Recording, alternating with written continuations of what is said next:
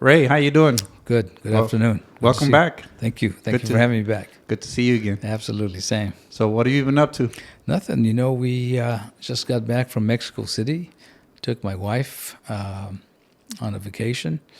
Actually, it was our 40th wedding anniversary that we spent over there. Oh, wow. And but I always promised her that we'd go back to Mexico City. She's been to Mexico, so she knows Mexico. She has just never had been to Mexico City. But was that your first time over there too, or have you gone before? No, I had been there a few times already because I coached basketball there for the government, the national team there. Oh, wow. In Mexico City, and an hour out of Mexico City, a place called the Huastepec is where we trained. And so we gave clinics, we'd give basketball, and we would prepare the national team for the competition throughout. A lot of the players were professionals, so they played in different areas of Mexico. The Mineros had a professional basketball team. Oh, wow. In Zacatecas. And so we can get into all that. Maybe that's another chapter right there. Yeah, I'd like to get into that because I love the sport. Oh, absolutely. Yeah, the NBA is my go-to. The Lakers. I got Shaq and I got Kobe right here too. There you go. So yeah, nice. So we'll definitely talk about that in another episode. We surely will. That's cool. So how was the experience for your wife? Was this her first time in Mexico City? In Mexico City, yes. And she loved it. She went to UCSB, so she studied a lot of the Spanish, the historical concepts of Mexico and all the regimes and the hierarchies and so forth. So she was really fascinated, and we did hit the museums where she was able to see a lot of the stuff eye to eye and a lot of the stuff she studied at UCSB in the classes. Man, some of the artwork in some of those museums and the temples that are there are amazing, Man, it's just unbelievable. They find stuff and they discover stuff all the time as it comes up, and it's there's just a lot of history there, and it goes. Yeah. But I found Mexico City to be very very moving in the sense that it was clean. There was no homeless. You sound surprised, Ray. Which was I was ready to take on the panhandlers. Yeah. No panhandlers. Wow. My experience there was the mere fact that everybody was working. It was clean. Whenever my wife and I moved from, say, museum to museum, or we walked down to the Zócalo, the big area where they're able to protest, where the national cathedral is, and national offices and so forth. That's where they do the grito too every year for the grito, Día de Independencia. Yes, sir. Yeah. And they had nice presentations. They had a pyramid in the middle of the Zócalo, and they do the light show. Oh, wow. And they bring the Aztec coming out from around the pyramid. Amazing. It was like, whoa. It was just unbelievable. Did almost transport you back to the ancient times? Exactly. Just sit there and just ooh and on. Just take it all in. And so we basically just, we took it real slow. Cool. We had good drivers, and all the drivers were so interesting. We were able to dialogue in the cab. Took us where we wanted to.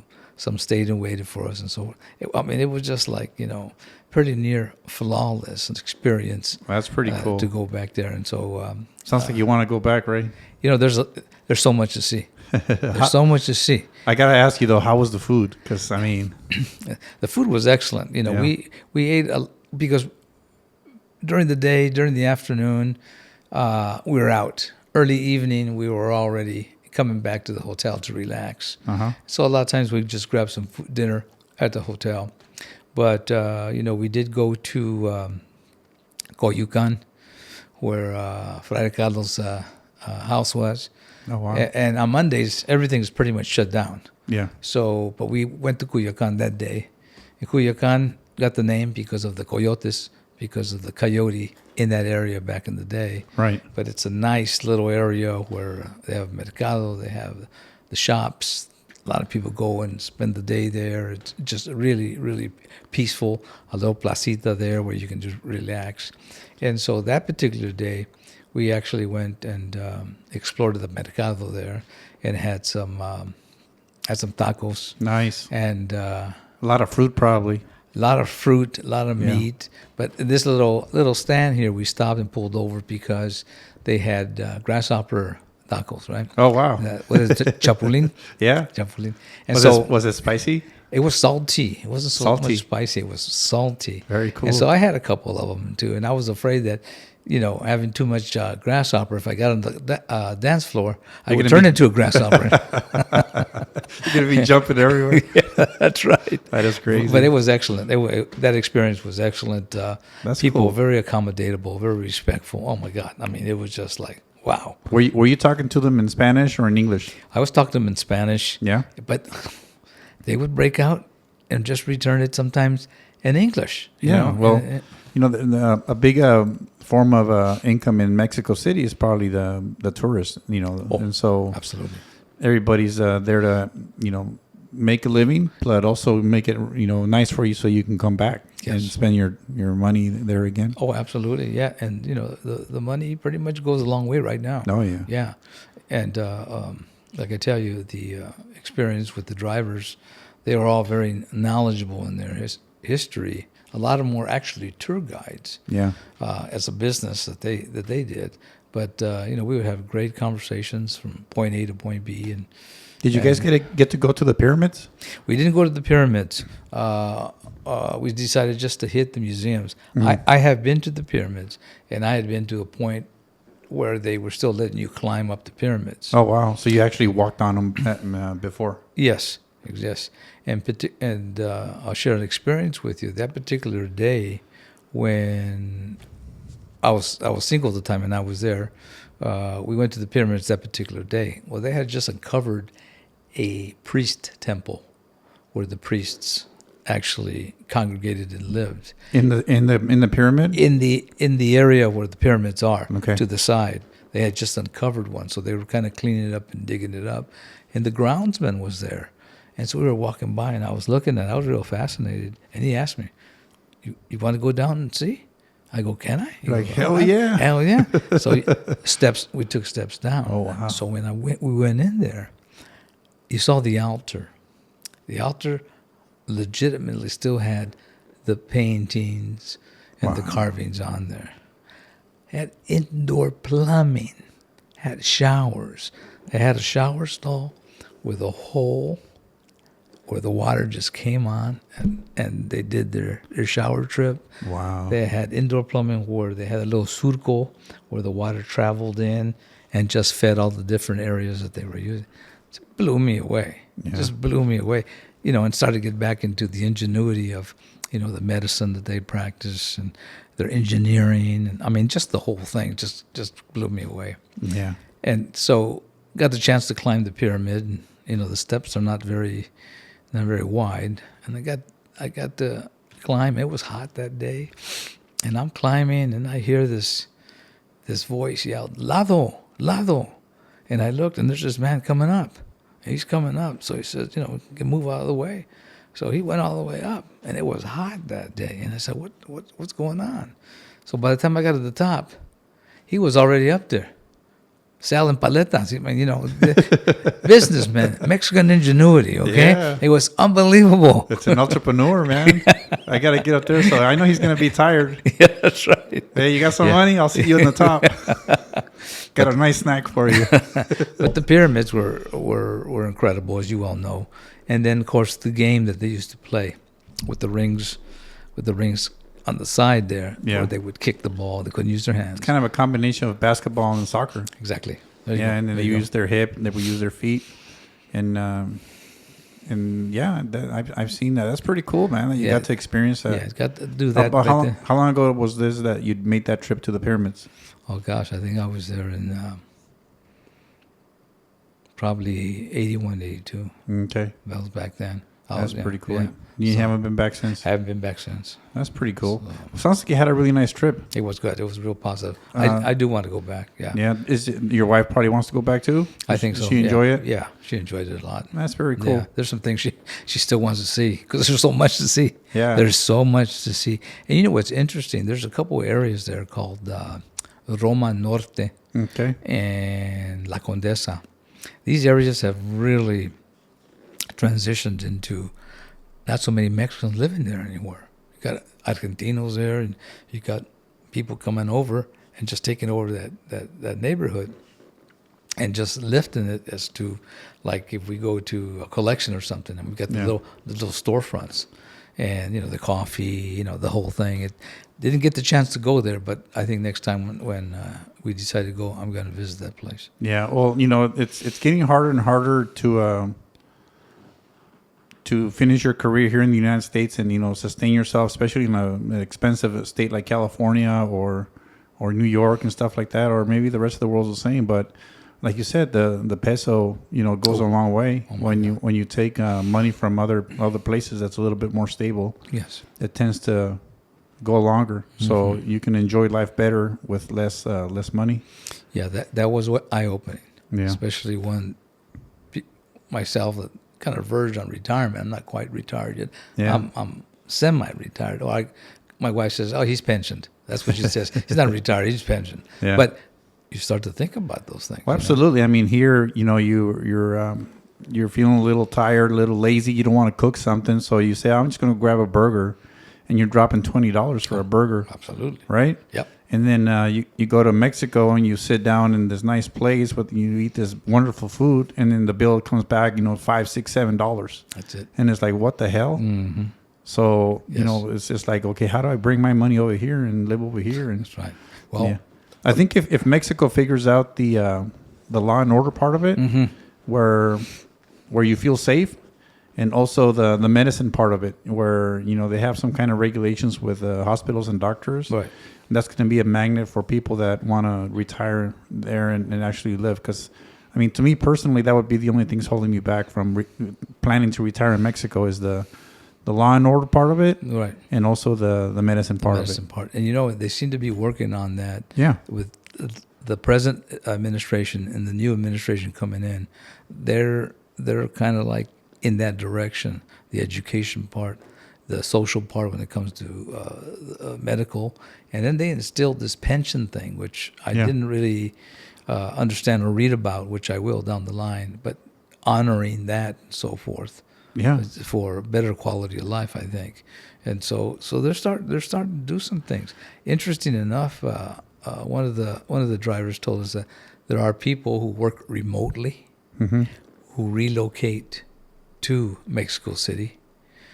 Internet is free over there for everybody. It's a free internet for everybody, and so a lot of the people going over there, working remote because they can work from anywhere, as long as there's internet. And they get their paychecks in dollars and live off the peso. That's it. Yeah. That's it. One of the things that's been happening in the last 5, 10, 15 years is the U.S. and a lot of the world too is getting away from Chinese manufacturing, and so a lot of the big corporations are moving to different spots. And I think Mexico is in a really good place where it's going to be a boom for their industry.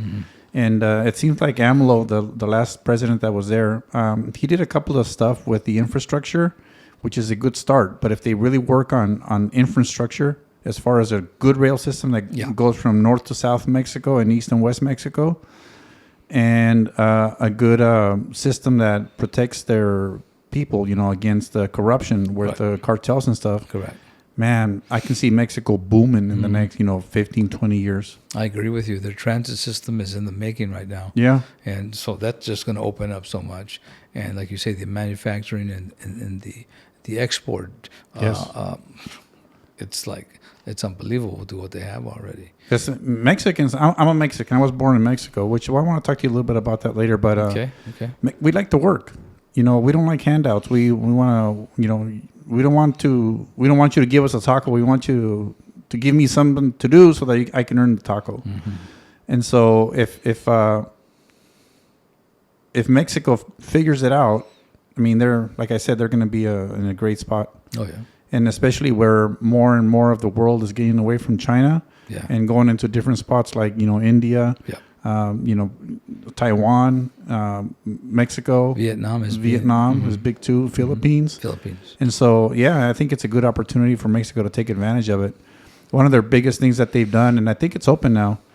They, you know, where the Panama Canal is down at the bottom of, past Mexico. Yeah. Well, that's already maxed out as far as how many boats can go through in a day. Right. And so there's a rail system that used to be open a long time ago, but they closed it. They closed it down, and the rail system is in Mexico, and it goes from the same as the Panama Canal. It connects those two things. Okay. And so they're saying that they can potentially make the same amount of traffic as the canal. So if they can double that, it's going to be amazing. It opens a lot of doors because they're on the move right now. And I saw movement. Yeah, and that's one of the things that AMLO, the Mexican president, did in his thing. He actually revamped that and got the rails working, the trains working. Mm-hmm. And I think the only thing that was left was there was a couple of places where they needed permits to cross because there were some indigenous people that were in the way, which it's always sad. Sure. But hopefully they can work something out where it makes sense to the indigenous people and also, the people of Mexico. Right. But anyway, Ray, what I wanted to talk to you about is, our heritage. Yes. I'm a Mexican that was brought over here to the United States, and I eventually became a U.S. citizen. Mm-hmm. You're a Chicano, is that correct? I'm a Chicano, yes. Yeah. So we have similarities. Not quite as big as we might, say, because I'm not a Chicano, but I am a Mexican American because I'm a citizen now, and but I do have a son that's a Chicano, so that's important to me. I want him to have his heritage, but I also want him to have the rights that we all fought for and we all have now. And so, can we go into a little bit about how the Chicano movement was when you were, say, going from the farm town of Oxnard to the university? I know we talked about it a little bit last podcast we did, but just the people that are just listening to this one for the first time, can you give us like a quick recap? Absolutely. I get there in '73, and straight out of high school, I left to go to Northridge. Mm-hmm. Now, we know, and we have to understand that the Chicano movement had been taking place in that area in Los Angeles and so forth, real heavy, right? And so my generation comes in, we kind of get the tail end of that. So we fall right into it. As I told you, when I got there with my bags and everything, I'm looking for the dormitories. The guy spotted me and says, "Hey, you go to school here?" I go, "Yeah." He goes, "Put your bags down there. Grab that sign. Go get in that line." That's exactly what he told me. I'll never forget that. Yes, sir. Yes. And so that started. My eyes were big. Yeah. I always balanced my my classes with my major area, but also with Chicano studies. Did you notice that movement was happening locally too in the small town that you were raised in Oxnard? Yeah, we had a lot of incidents with Cesar Chavez when his movement was happening, and of course the KKK came one time to the Oxnard Community Center. Oh wow! Where Cesar was going to come and speak. He was escorted with all these brown berets, mm-hmm. which is amazing, which I have a lot of friends who were in that who were a little bit older than me, but nice. they tell the story. And they were outside causing havoc. And Oxnard police had to come with the reserves as well. So there was a big battle going out there while Cesar was doing his thing inside. Do you remember where this was? Was this downtown in the Carnegie Center? It was. Where was it? It was right on what was it, 5th and H, right there with the auditorium is. Oh, okay. It was in the auditorium, matter of fact. Oh, wow. And I was, I think, 7th, 8th grade at the time. And you were there to check it out? We went to go check it out. Absolutely, we went to check it out, and we. Little by little, as we went through high school, and we had a couple of walkouts, and we had some little revolts, and through that whole changing at the time when they were walking out in Los Angeles because of equality, because of classes, because of hiring people of color, for example. And there was a lot of racism in those years. Oh yeah, there was. It was everywhere. I can share with you that my counselor, when I was qualified to go straight out of high school to a 4-year school, mm-hmm. I needed a recommendation from my counselor. Okay, So I went and made an appointment with her. And she didn't want to give me one. She was beating around the bush. She wanted to send me to L.A. Trade Tech. That's where she wanted. Oh, you'll do good there, Ramon. This is, I think, something that will be really beneficial for me. And I said, okay, thanks. So I walked out. And as I walked out of the office, I was in the middle of the quad. She comes out. And she says, Ramon, come over here. I've thought about it. I'll have your letter ready by the end of the week so you can apply. And so then, boom, there it was in the face. I hadn't so much run into it, but when it came to those kind of things, yeah, it was a matter of holding you back. It was a little bit subtle. So, I mean, I don't know. It's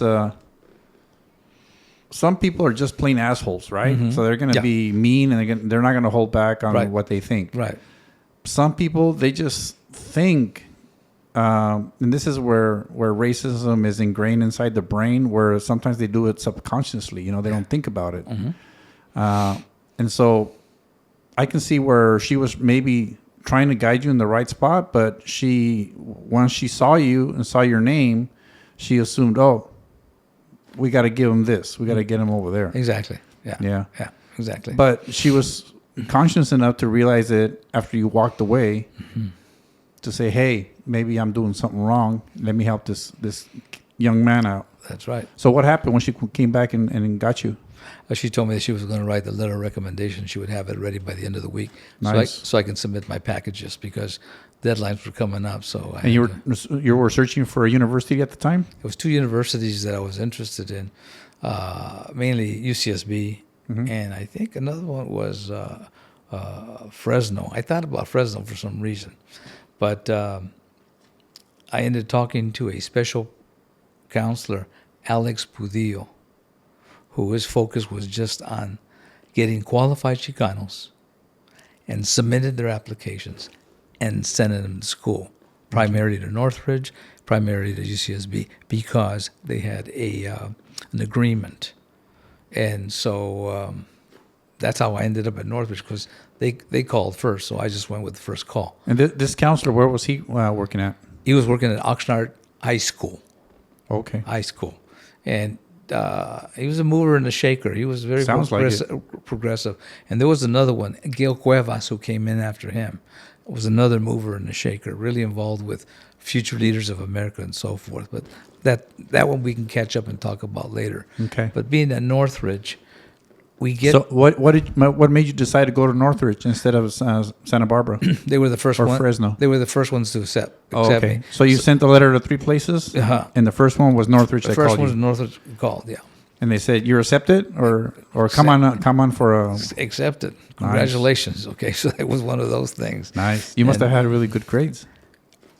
Okay, but like I tell you, I had grades enough to get into school. I mean, they weren't 4.0s, but I mean, they were decent grades. They were decent grades to get me in. That's cool. So we get there, Northridge, and as I get into the Chicano studies, they share the story of what happened in that place when the students of color took over the administration.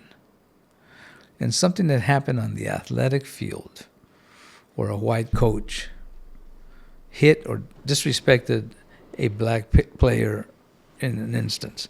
But it had been going on for a while. So this one just happened, and it blew up, and that was it. The movement went right into that administration, took over the administration at gunpoint. So that was the bubble popping. That was the bubble popping right there. And so that was a little bit before my time, but that's what I went into. So this happened like several days or several weeks or several months before you got there? I would say several years. Okay. Several years, just maybe a couple years or something like that by the time we got there. And so by that time they had already, they figured that out and they cleaned it out. And then we have Dr. Julian Nava, mm-hmm. who was also a professor there, but he was the first Latino on the LA school board. Okay.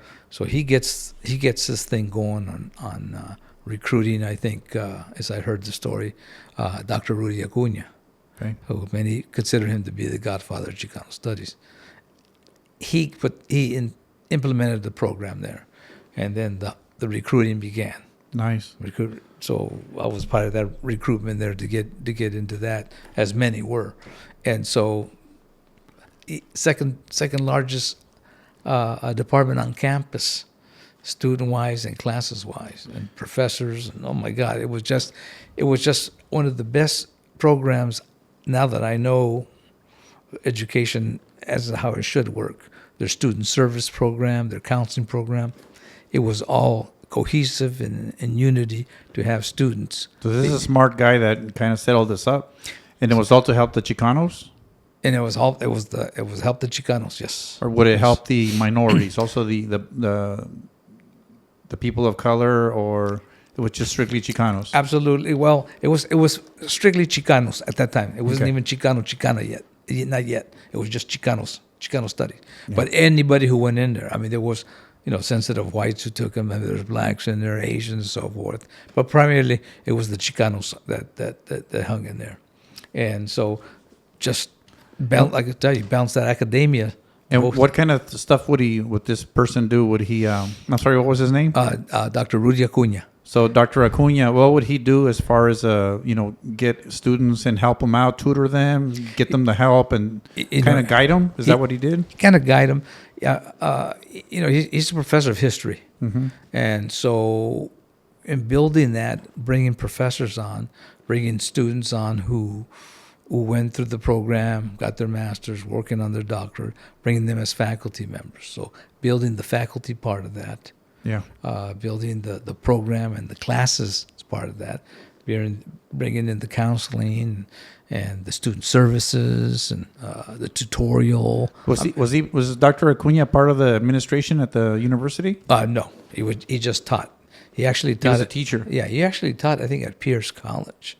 Okay. And he was recruited to come on over and start this thing going over here. So would he go like once a week, twice a week, or was he there all the time? Once he got recruited to start the program, boom, he was there. That was it. He left the teaching job to focus on that? He still taught. He still taught.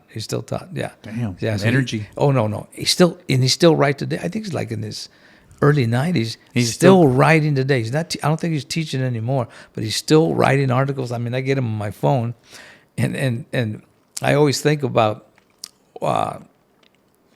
when I was doing some board work at Northridge for La Raza Alumni Association. I was a board member for about 3 years. And so I saw him walking out of the office when I was going to the restroom. And I said, hey, I got to say hi to this guy. I haven't seen him in a while. So I said, hey, Rudy, because a lot of people call him Rudy, right? Yeah. Hey, Rudy. And he stops and he turns around and he looks at me and he says, hey, I thought you graduated.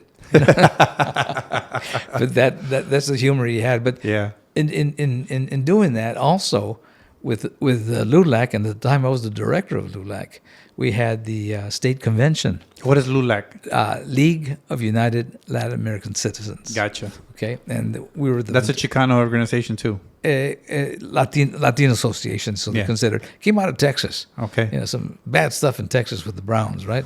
So little by little, it filtered through the nation, actually, because I mean, LULAC has their national convention just about every state of the union, even Puerto Rico. Yeah. And so, so we had our state convention here. It was in Oxnard. It was at the Marriott where the Cowboys practice. Nice. And so Rudy came. He spoke, and I had also invited Dr. Julian Nava, and they were kind of nemesis because Rudy was progressive, radical, brown all the way, and Nava was always, hey, well, we got to do it a certain way. I mean, it has to be done this way. So they were that kind. And there they were sitting. One had the big dreams, one that had the process. I like your big dreams, but we can't do it like that, buddy. And they probably made a good team. They were always at each other. But there they were in the lobby, sitting next to each other. And it just flashed on me. I says, you know what? That picture right there, we got to take because it's like Zapata and Villa right there. Those famous pictures that they have side by side. Yeah. Movers and shakers. Movers and shakers in their own right. Yeah. Him with policy and, like you say, structure. And Rudy is saying, hey. With the dream. Let's do it. Just get it done. Just get it done. But see, through that, the Chicano studies, whether they were their majors in Chicano studies or whatever major they were doing. Like I was a kinesiology major. Right. So in that department, primarily was Mormon, all white. And so what they saw brown, and there wasn't many browns in that department. We're like moscas and leche, okay? So they were like, well, we know what happened a few years ago. We got these guys coming in here, Yeah.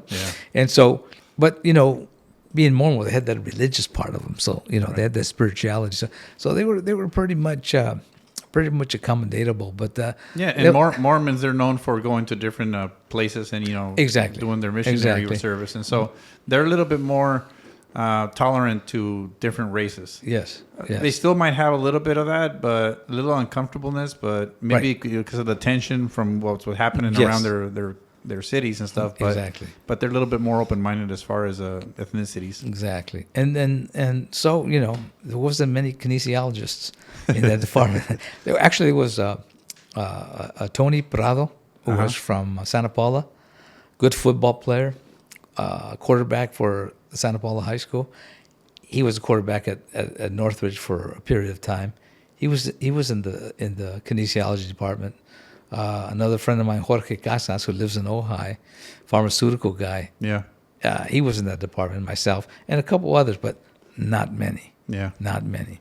And so it was always that feeling that they had, but we got through it, but it was always that balance. See? Yeah. We had that major, but we had that Chicano studies too. So you kept the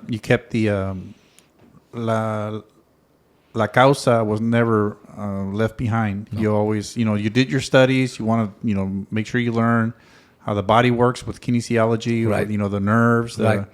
But you still, after your classes are done, okay, what are we going to do for the club? Right. For either LULAC or for the ones that you were involved in.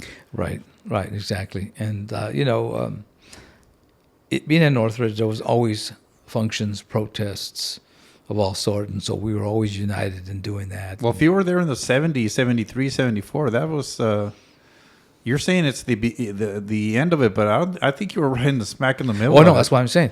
You were smacking in the middle of it. I was just, exactly. I look at it at the end because it wasn't, the marching that they did in Los Angeles and so forth. Yeah. I was right behind that. You know, I was might have been maybe 4 years, maybe a little bit more than 4 years out of that part. Yeah. But like you say, as it was ongoing, then here comes my generation there to continue this thing and pretty cool to do those kind of things. Are you still involved with clubs and stuff that promote the Mexican American heritage and stuff like that, or are you still involved in it? I turned out as far as administrator for LULAC, so I'm a member of LULAC. My wife and I both are. So we belong to they have different chapters now, and so we belong to the Oxnard Colonia chapter. Oh, nice. So we do, we have a lot of stuff that we do, whether with health or with voting coming up, or just community cleanup and everything, just to take pride and take over the communities that we own and that we should be cleaning this stuff. I like that. I like that. So is that the messaging that you're giving out to people that are go hear you guys speak or whatever? Absolutely, yeah. And of course, education's a big part of it. Yeah, absolutely. Education's a big part of it, and LULAC is like about are they 90, 91 years old now? Yeah. In their duration, and so a lot of the veterans, so to speak, they're a little bit dying out. So the youth has to come back and start filling those spots, because it's just the same old people that have been there for the longest time. Do you when you do your speeches or you're talking to a group of people and stuff, do you give them a little bit of history so that they know that it's a little bit nicer now for them as far as their doors being open? It's not 100% yet, but it's getting pretty close. Yeah. But do you give them a little bit of history so that they know that this is something that we need to take care of? And we can't take it for granted. Absolutely. We do. That's good. One message that we give them is the mere fact that, you just didn't land here by yourself. Maybe you prepared yourself, but for you to be here, there's a lot of people behind you that fought, gave their lives, and moved this thing, this awakening of social justice and equality. for everyone. Because what that did, that opened it up for not only the Browns, but the blacks as well, you know, and the Asians and so forth, all the people of color that were just being pushed aside, and like you say, not levied in any equalness of anything, you know. And so this opened it up, and so the message that especially kids today, when they come, and you know, we have to let them know that, you know, there's a foundation behind you. And don't forget about it. Yeah, don't forget about it. Well, that's good. No, I'm pretty sure relationships now are a lot better. Because, I mean, now when you go to a profession, you go to a doctor, you go to an architect, you go to a business, it's not uncommon to see a Hispanic or a Mexican American that runs or owns that business or runs that office or is the head honcho. And so I think we need to, maybe I'm wrong, but you can correct me if you want to. Should we be pushing the message now of taking advantage of the wars that were fought from people that went through those hard times to kind of, you know, push our weight around now and say, hey, we're here, don't ignore us. We're here to do business. You want my vote? Give me reasons to vote for you. That's right. I don't care if you're a Republican or a Democrat, but give me the reason to vote for you. I'm not going to vote Democrat all the time, and I'm not going to vote Republican all the time. You're going to have to convince me with better ideas that are going to help my community and my raza and my people so that I can vote accordingly. Do you feel that that's like a message that we as Mexican Americans need to start pushing? Or absolutely, we have to be able to dialogue with those politicians, right, and ask them exactly what our needs are. Therefore, they build their agenda supporting our needs. Absolutely. If they got their own agenda and they're going away from it, they're not listening to us. So here we go. You're not going to get my vote. This is the needs of the community. This is the needs of Latinos. You know, this is the needs of where we need to go: schools, jobs, the medical, the mental health, and so forth. I mean, this is the areas that they have to go into to support and open up those avenues for the Latino, the Chicanos that are still here. Not many Chicanos left, but the Chicanos that are still here. My wife and I'll say there's not too many Chicanos left. No, there's plenty of Chicanos. Like I told you, I was born in Mexico, and you know, immigrated to the United States and became a citizen. But my son is a Chicano. Mm-hmm. He was born in the United States, and my wife is also Mexican, so he's a true Chicano. You know, Chicano is what's the definition for Chicano? Is it a Chicano? You know, we're mixed peoples, right? Mm-hmm. And so Chicano is of indigenous roots. It's more of the radical approach to identification of an individual who represents the background of Latin America, of the indigenous, and also the European, because we're so mixed. I mean, we're just like, it's unbelievable. But the whole thing in being Chicano was finding yourself, because growing up here and going to school and being born here of Mexican descent, for example, it was almost like, how'd you fit in here? Yeah, well, I remember feeling awkward when I was in school. Yeah, right. So we tend to assimilate, acculturate, because we want to be part of this thing, you know? Oh, yeah, absolutely. Right. You want to belong. Right, we want to belong. But, you know, it's like my wife and I talk about sometimes when we used to take our lunches, okay? Mm-hmm. Take our lunches to school, and you got the sandwiches, you got the bologna sandwich and the mustard, and then, hey, Grandma packed your lunch today. You got the bean burrito. You know? Oh, my goodness. What is... And what? So then we start getting into the... It's called real food. I'll trade you your bologna sandwich for my burrito. Exactly what just starts happening, And today, I mean, what's number one? Ketchup is no longer there. It's Chile. The salsa. Chile. It's the salsa. Tapatio. Put it on your fries. Your fries. And so we moved that way, but it was a struggle because, you know. Well, you were the outsiders, and it was hard for me as a Mexican coming here. I can imagine it was hard for you because you were actually born here. Yeah. And to be an outsider from the place you were born, that was going to be a fucking pain in the ass. Well, yeah, because you know you got you're speaking two languages at home. Yeah. Like in my home. Some families are speaking just one language at home, right? And you're learning the one at school, right? Right. So my mom was born in Mexico, so Spanish. Right. My dad was born here, so English and Spanish because his parents were Mexican as well. Yeah. So we got that going on, okay? And we got who we are and what we look like, what color we are, and we just don't fit in with the status quo or the majority then of all white. Yeah. You know, and so there's the clash right there, you know. Yeah. And what support do we have in school? Didn't have any brown teachers. No, there was one. Well, you would go into a profession, like I said, like a doctor or a business owner, and they were all white. That's the majority of people that were professionals. Right. Thank God we don't see that now, because you can go, especially here in our community, or you go to LA, you go, anywhere in California or the United States, basically, there's a lot of Hispanic influence everywhere, and there's a lot of Hispanic professionals. There's representation in Congress that are, Hispanic, and so I think we've gone a long way, and so I think now, like we were talking to you earlier, we need to start pushing our weight around, start demanding of our politicians to, represent us, and do things for us. And not just say, "Oh yeah, you're gonna have my vote because I vote this way no matter what." No, it's not. It's not like that. No. You have to earn our vote. This is what we want. If you can give me 80% of it, maybe I'll vote for you. But if he gives me 90%, then I'll vote for him. Right. We gotta start pushing our weight around and start taking away the weight of racism from our kids too, because when I don't know, maybe I'm wrong. You can correct me if you think. But I think one of the things that I hear sometimes where, there's a lot of racism happening and stuff, I think that just gives the kids an excuse to not excel. Because they say, well, why am I going to try? Because there's racism anyway. I'm not going to make it anyway.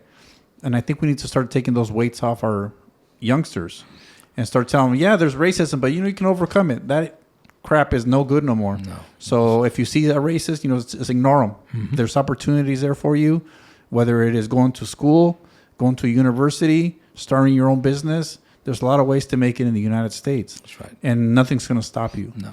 Not racism, not being a minority, not being skinny, not being short, not being tall, nothing. As long as you have the intelligence to do whatever you think you need to do and put the effort into it, you're going to make it.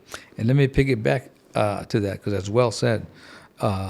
Because of that, and because of our numbers, and because where we're at today, all of a sudden, our colleges and universities are becoming Hispanic-serving institutions. Yeah.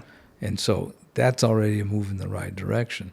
Hispanic, well, that name, that's something that I fight with, but there are Hispanic-serving institutions where they focus on the Latino coming into a university and receiving the services that they have in order to get educated. And I think that's a good thing. That's a great thing. And the way we take advantage of that is, take those opportunities. If that program is there to help you get your degree, use it. Use it. If there's some mentorship program that you can go through your university, use it.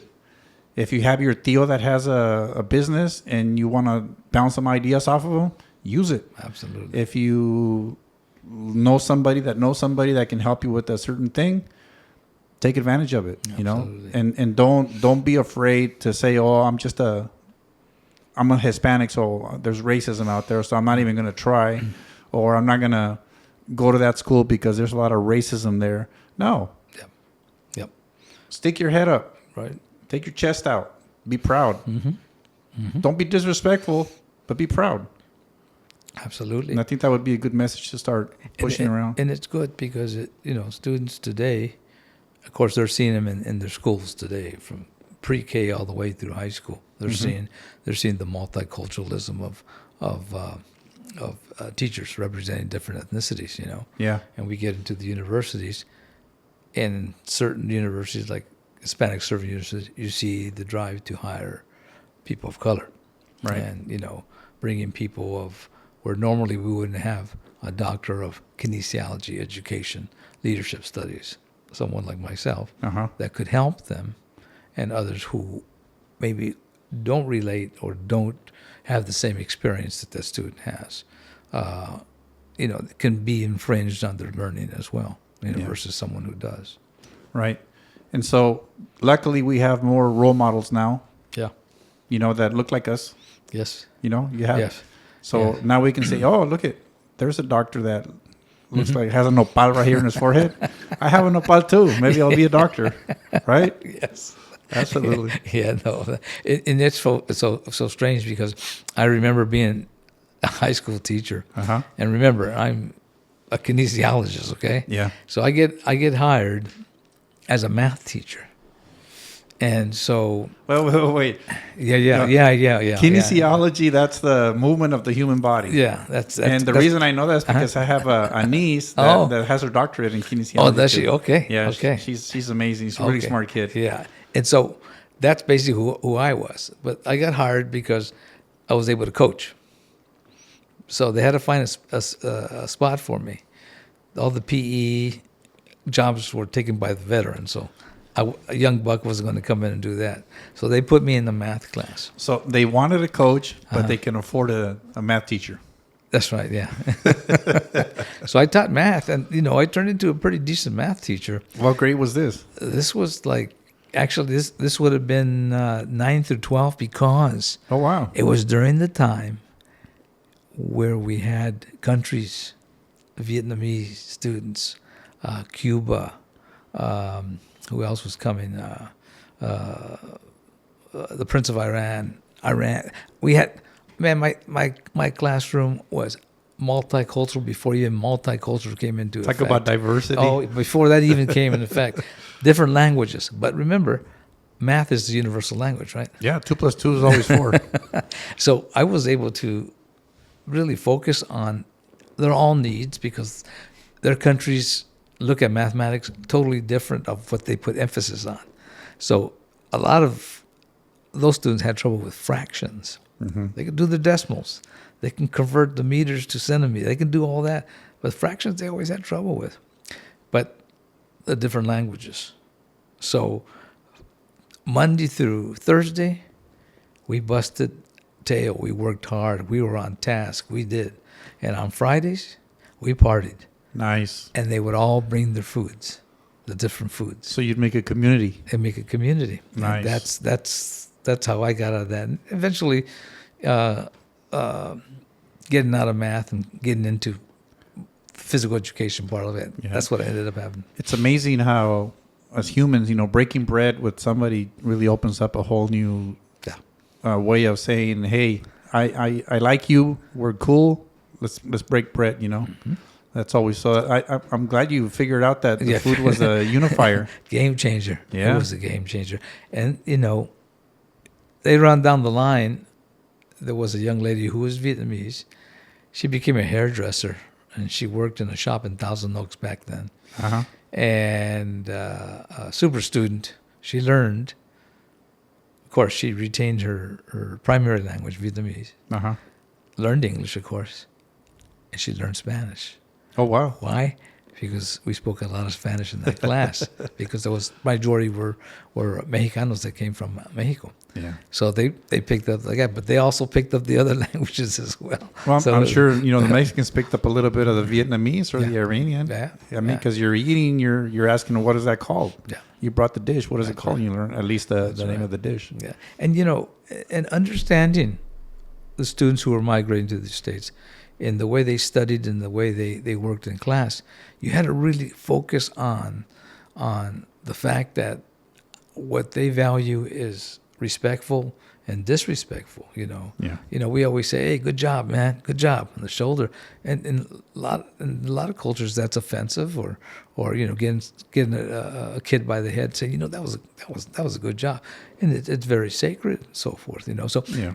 Learning the gestures, learning what we could do and we couldn't do, is something that I had to really focus on. And as far as the languages, and everybody had to learn all that about how that was going as it started to lead into bilingual education, which sunsetted in 1986. Yeah. And English as a second language, ESL. All these different modes of teaching English to students that were English learners. And oh my God, that is still going on today. Now they got dual dual I don't know what's language going on today. instruction. So yeah, that's what they have. Yeah. English in the morning, Spanish in the afternoon to everybody. Yeah, when I did my school, it was all immersive. There was no Spanish. Yeah, exactly. So I learned math, history, all the classes, they were in English. English, yeah. And then in high school, I took a Spanish class, but everything was in English. Yeah. And the Spanish class was in Spanish, but where it taught me how to write and read it the correct way. Mm-hmm. But all my classes were in English. And so, I don't know. To me, it worked out. It was probably difficult for the first couple of years, but once I picked it up, I think it worked out better because now I'm learning everything in English, Yeah. So it kind of clicked a little bit better. Yeah. Yeah. So when you were talking about your students that you had to learn their mannerisms, I'm sure they were learning your mannerisms too. As well. And so that's how you build culture. You say, okay, I'm used to this meaning something bad, but he's doing it in a good way, so maybe it's not bad, and vice versa. Yeah. So and so they were learning. Yeah, they were learning the way the Romans live, so to speak. And so that's how we end up with French fries with tapatio on it, and your white friend is enjoying it. It's like it's pretty good stuff. Absolutely. Yeah. Absolutely. And we look at the foods today. Yeah. Think back of the foods that were there back then. Maybe you had a Mexican restaurant. Maybe. And then you had primarily your ethnic food at home. Yeah. Right? But look at today. Now it's backwards. Yeah. Now it's like, where can I buy a hamburger? There's no hamburgers around here. Hot dogs, Wiener Schnitzel. That's German. That's not even American hot dog.